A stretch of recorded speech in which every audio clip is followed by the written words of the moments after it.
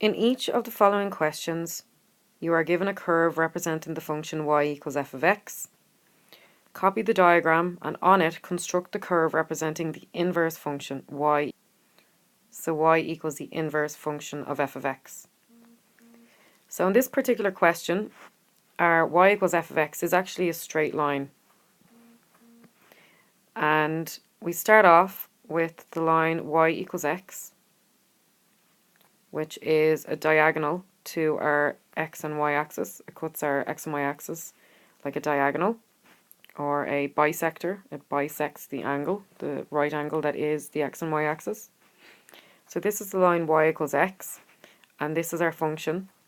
And what we want to do is reflect our function, as many points on our function, in the line y equals x. So if we have a look down here, here's our x-axis, here's our y-axis, this is the line y equals x, and this is our original line that we were given, so this is y equals f of x.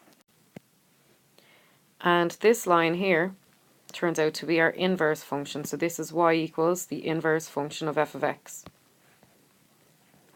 And how this was generated was we had to go along as many points of our function y equals f of x as possible and reflect them in the line y equals x.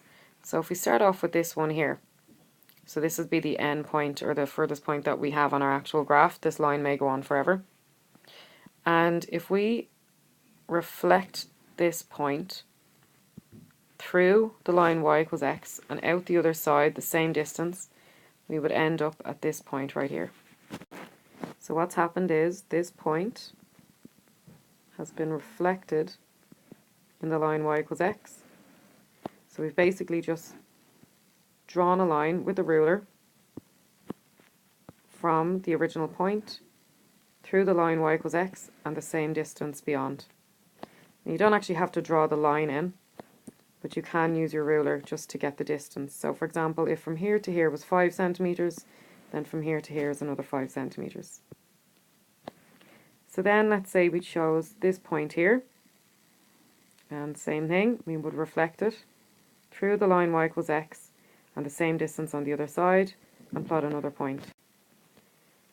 Then we see that this is the point of intersection where the two meet, so that's another point on our line. And then we could also take the end point of our function, y equals f of x, and again reflect it in the line y equals x, and continue on the same distance and plot our final point right there. And then all you would have to do is join those points together, and you would end up forming y equals the inverse function of f of x. And we can see that we have the line y equals x running through our x and y axis, and that on either side we have a perfect reflection. So it's like this is a mirror line. So this is a mirror image of this.